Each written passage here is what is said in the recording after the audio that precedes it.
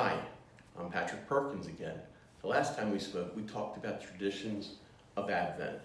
This time, I'm going to talk to you about some traditions that we have at Christmas that actually have Christian origins, even though we don't think of them that way. The one we all know first is the Christmas tree. We have them in everybody's house. They're even in the church at Christmas time.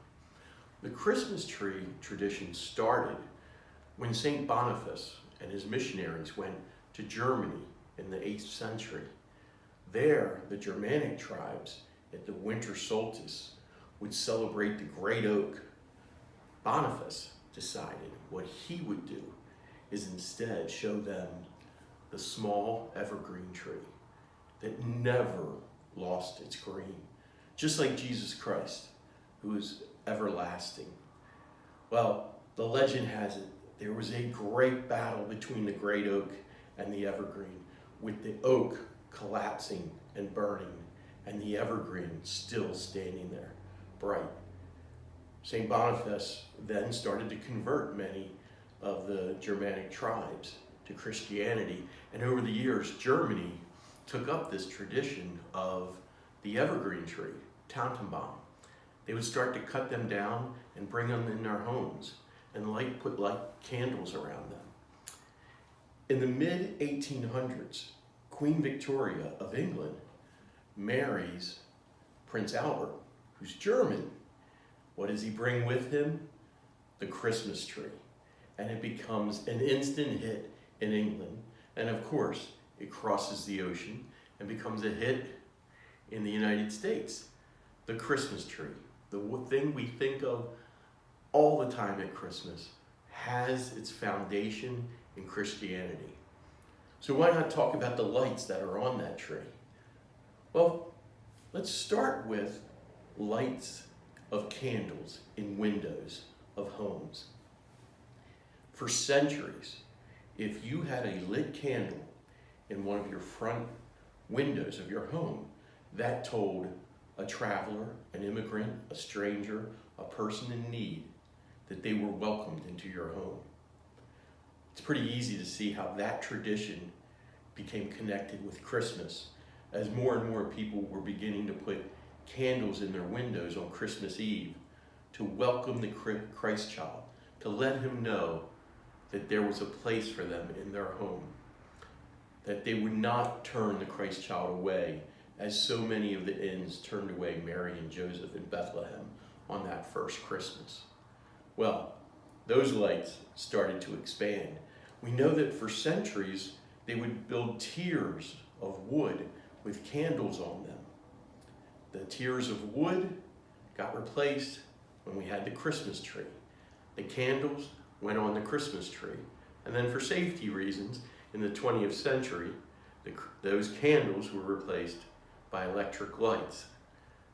The burning of the wood at Christmas time to illuminate the light has been replaced with, well, you name it, everything you could ever find on a person's lawn, and bushes, and everything else lit up as we celebrate the Christmas season.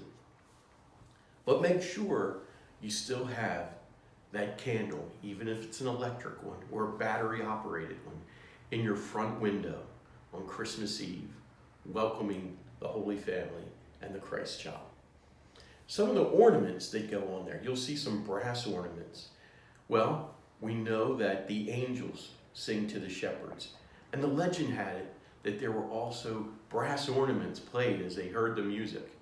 That got transplanted onto small ornaments on the tree.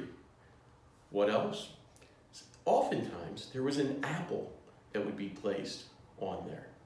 The apple signifying our original sin of Adam that was redeemed by Jesus Christ. Other ornaments have become whatever a family loves to put on their tree, but at least those two are very much connected to Christianity. And of course, the angel or the star on the top of the tree. There's another story. It's one that many of you have heard probably over the years, and it's the story of the candy cane. It starts very simply in a midnight mass in Cologne around 1270, and a boys' choir. Now, midnight mass back then was like 3 hours long. Yeah, we would groan nowadays to hear that. And they had to keep the boys quiet. But boys, being boys, even in the 13th century, got hungry, got fidgety. And so the choir director came up with an idea. He went out to a candy maker and he made shepherd's crooks. Now, these things were like 2 feet long, and he gave one to each of the little choir members. So when their throat got dry, when they got fidgety, when they got hungry, they had their candy cane. That candy cane kept going, got smaller.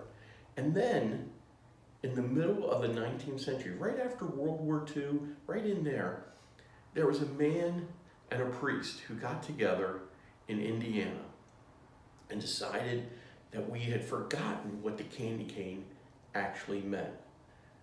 And so what they did is you had a candy cane, the white candy cane, just like the shepherd's crook that those choir members used to have. But they put stripes on it, red stripes.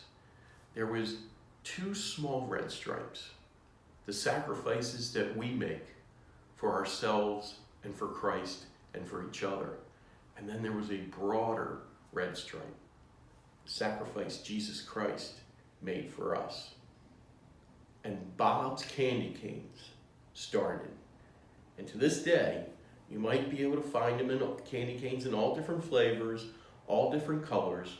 But if you look close enough, you can still buy Bob's candy canes, the white cane with the 3 red stripes.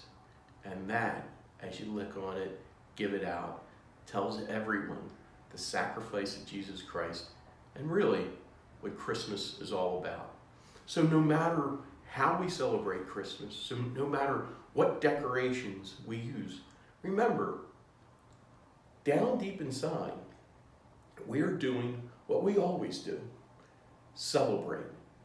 And this time, we're celebrating the birth of Jesus Christ and goodwill to all men. So don't get so stuck on commercialism and, oh, look at all those decorations up. Instead, maybe this year, think about what's behind all those decorations. And if that next door neighbor whose lawn is completely lit up doesn't know, why don't you mosey on over with your mask on and say, let me tell you where that story actually begins. Merry Christmas.